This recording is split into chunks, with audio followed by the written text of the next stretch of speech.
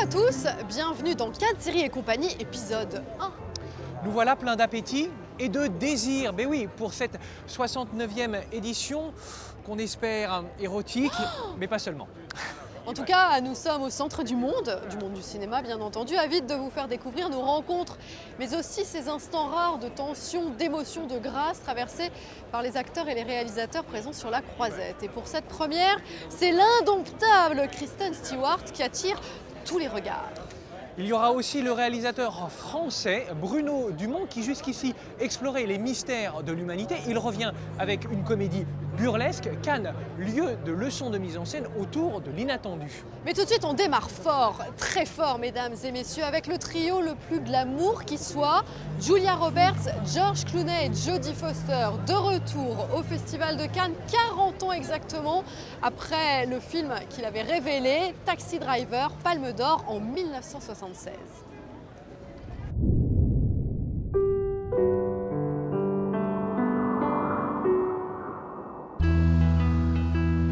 Ambiance, garde du corps, vitres fumées et paranoïa contrôlée.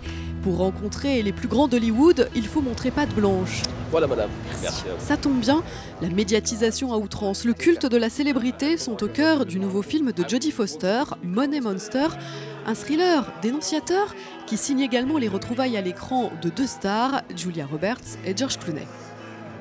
You got delivery? Don't move. This is a union thing. Oh, Jesus! Jodie Foster, vous êtes mon héroïne. C'est gentil. Parce que vous arrivez dans un thriller fait pour nous divertir à dénoncer aussi certaines choses. Oui. Est-ce que c'est le film d'une réalisatrice un peu en colère? Oh, je sais pas. Je suis pas très en colère, non. Mais c'est vrai que le monde immédiat me fascine, la célébrité, cette valeur que nous, les Américains, et peut-être vous aussi, j'en sais rien, De plus en plus. nous trouvons comme des échecs. Et la seule valeur qu'on comprend, qu'on peut nous attribuer, c'est cette valeur de la célébrité et de l'argent. Ed, it's Lee Iacocca. Listen, I changed my mind on this whole retirement thing. Turns out I want your job after all. I was wondering, in this society described in the movie of excessive media exposure and crazy TV shows, is that more difficult to be only an actor? Well, I don't think you're certainly not only an actor. You're not only an actor. I mean, I think we're more than that. But, you know, there's always this thing that's sort of a put down going, oh, you're an actor. And I always feel like it's still a very elegant sort of, I'm very proud of those kind of jobs. You know, I'm proud of being an actor and trying to tell the kind of stories we try to tell. So. Vous réunissez dans votre film deux très très grands comédiens, hormis leur talent indéniable. Est-ce qu'il y avait un petit clin d'œil aussi de faire appel à des gens très célèbres pour parler justement de cette société qui est ravagée par le culte de la célébrité? J'y avais pas pensé à ça vraiment, mais c'est vrai que de toute façon, ils sont tous les deux des très bons acteurs et ils sont vraiment des personnages parfaits pour incarner ces rôles. Leur entretien entre les deux, leur dynamique est tellement merveilleux et c'est une sorte de chimie que moi je contrôle pas du tout. Et c'est vrai que de les mettre ensemble dans ce film, ça donne quelque chose en plus. Peut-être parce qu'ils ont nous on dit ça de baggage, c'est-à-dire les valises qu'ils apportent de leur propre vie. Look at me. Don't look up. Look at me. There is a sniper on the catwalk at your 1 o'clock. Where'd they go? There is a receiver. You know each other very well. How can you challenge yourself? I think you almost have a chance to challenge yourself more when you're with someone that you feel so safe with. And that you also want to impress. This is my friend. I want to, do something that he thinks, that was unexpected. That was interesting. I think that is a great thing to have with someone when you feel secure in that environment. You're more apt to risk. You only have 2 scenes face to face. So were you, Julia, really talking to him through the earpiece? Did you challenge?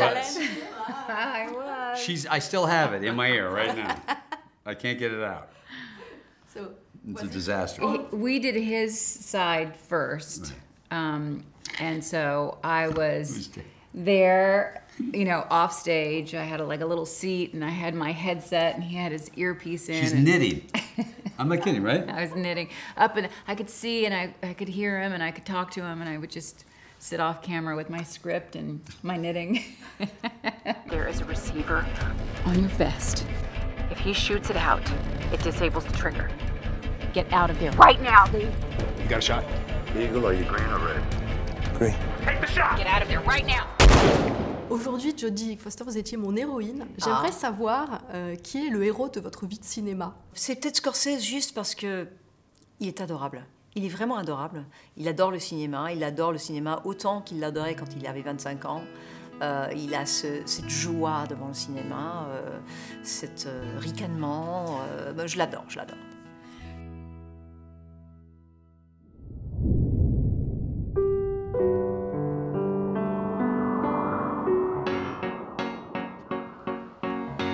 Aujourd'hui, l'instant Cannes, c'est vous, chère Kristen Stewart.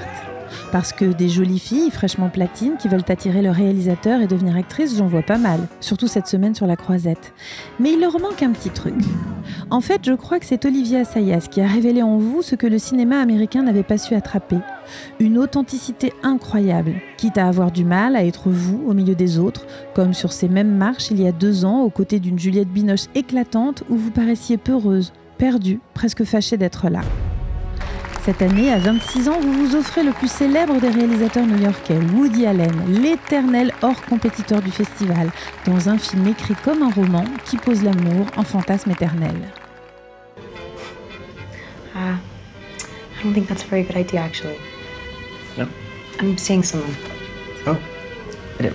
What's he like? Doug is a journalist. Oh. I just thought since you had so much free time on your hands. He travels a lot.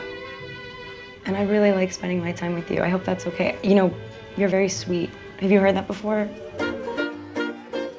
Sur le tapis rouge, vous êtes plus détendu qu'en 2014. Vous taillez la bavette avec Woody, vous souriez beaucoup, vous dansez presque. En haut des marches, voilà l'authenticité qui revient. Vous tripotez les joues de Thierry Frémaux et plus tard, c'est Blake Lively qui devra essuyer vos marques de rouge à lèvres. Vous êtes plus à l'aise, mais je la vois, votre sincérité à fleur de peau. Pendant la conférence de presse, soit vous gigotez, soit vous buvez de l'eau. En fait, c'est fou ce que vous buvez. Et Woody Allen, il l'a trouvé, votre authenticité? You know, he probably saw something in me that I didn't, and that's the best feeling in the world. That's why I really like doing this. It's the best relationship you can have with a director is when they show you something about yourself you didn't know. Exactement. Mardi prochain, vous allez à nouveau monter les marches avec Personal Shopper, le dernier film d'Olivia Assayas, décidément accro à vous, et dont le tournage, dit-on, fut douloureux et éprouvant. J'aurai l'œil sur vous, chère Kristen. Vous pourrez marcher la tête haute avec votre sincérité mise à nu. Mine de rien, et malgré les apparences, vous êtes largement à la hauteur de tous ceux qui vous accompagnent, et les bons réalisateurs seront toujours là pour vous le rappeler.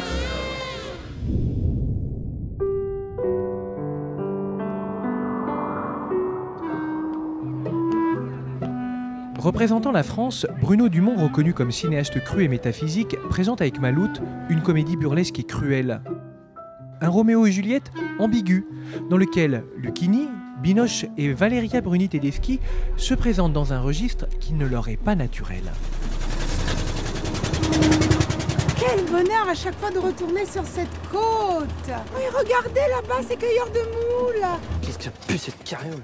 Bruno Dumont, bonjour. Bonjour. Vous nous présentez Maloute, une comédie loufoque, où il est question d'espace, il est question de panorama, et les questions d'architecture. Alors je vais vous demander d'essayer de mettre en scène notre interview pour essayer de rester dans l'esprit du film, de cette comédie loufoque. Vous avez 3 caméras, qu'est-ce qu'on pourrait faire? Là, rien. Rien. Déjà, je ne tournerai pas ici, c'est trop compliqué. Et moi, j'aime bien les fonds simples. Voilà. Donc je choisis toujours le décor d'abord, et qui en général est un décor assez simple, suffisamment métaphorique, c'est-à-dire qu'il faut qu'il puisse élaborer les actions qui vont se passer. Donc voilà, c'est un contrepoint, c'est comme dans un orchestre. Le décor, c'est le fond, donc c'est un peu les instruments qui sont au fond, mais qui constituent les basses continues d'une fugue de bague. Vous voyez ce que je veux dire? Ça veut dire que c'est des instruments qui sont derrière. Voilà, et pour moi, un paysage, c'est une basse. Voilà, et la basse, voilà, c'est très important, une basse. Charlie Chaplin, pour lui, un bon cinéaste, c'est quelqu'un qui devait avoir une bonne connaissance de la nature humaine. Tout à fait d'accord. Est-ce que vous Je vous pense la même inscrivez dans chose cette que lui. entreprise? Voilà. Donc je pense qu'un bon cinéaste, c'est d'abord un fin psychologue. Parce que la vraie question du cinéma, c'est quand même l'âme humaine, finalement. C'est ça qu'on sonde. Donc le paysage, il est là que pour évoquer l'âme humaine. Donc il n'a aucune existence propre. Donc c'est un paysage qui est toujours métaphorique. Oh les cœurs, oh les cœurs! Je comprends rien là. Des gens bizarres. Un doigt de whisky, et hop là! Une nymphomane, une nudiste et des disparus. Quand je vois votre film en projection de presse, je reçois une comédie loufoque et burlesque, une plongée dans un univers qui est presque proche de celle de Tintin ou de Jacques Tati. Comment vous avez adapté votre mise en scène justement à ce sujet de comédie? La comédie, si vous voulez, elle simplifie. C'est-à-dire pour être drôle, je pense qu'il faut simplifier. Donc il faut schématiser, comme chez Tintin. Il y a des gros, des petits. C'est comme les policiers, il y a le gros et le petit. Voilà, donc ça c'est très simple. Donc leur jeu, il est déjà simplifié par la physionomie. Donc la physionomie, elle est très importante. Donc le gros machin, il est déjà drôle. T'as trouvé quelqu'un? Quoi? Je comprends pas, qu'est-ce que t'as dit? À tout à l'eau! La dernière question, elle est un rituel, Bruno Dumont. Pourquoi filmez-vous? Parce que je ne sais pas pourquoi. Donc je filme justement pour... je suis pas un cinéaste savant. C'est-à-dire je ne filme pas ce que je sais, je filme des forces en présence pour voir ce qu'elles font entre elles. En fait, je suis un cinéaste, finalement, le mot qui me convient le plus, c'est peut-être expérimental. Et pas dans son côté recherche artistique. Hein. Mais voilà, j'expérimente des situations humaines et je regarde les êtres humains se débattre, s'aimer. Et c'est ça qui m'intéresse. C'est pas tellement de dire à un acteur fais ceci, fais cela. Je les mets dans une situation, je les pousse un peu et je les regarde en essayant de les filmer le mieux possible, de placer la caméra au meilleur endroit pour saisir l'humanité qui est en train de s'ébranler.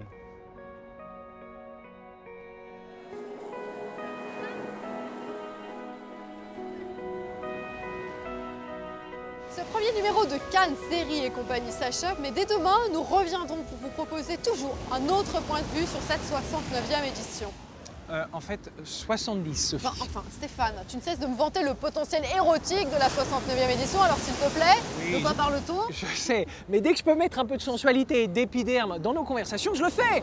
En fait, la première édition aurait dû avoir lieu du 1er au 20 septembre 1939. On se souvient tous de nos cours d'histoire, 1er septembre 1939, Hitler envahit la Pologne, le festival donc n'aura pas lieu. Pourtant, tout est prêt.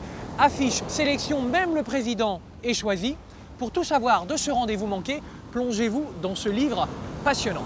On se quitte avec un instant qui marie strass, paillettes et émotion, la naissance d'une jeune comédienne sur les marches du Palais des Festivals, Lily Rose Depp, à l'aube de ses 17 ans et avec la bénédiction de sa célèbre maman, Vanessa Paradis, membre du jury.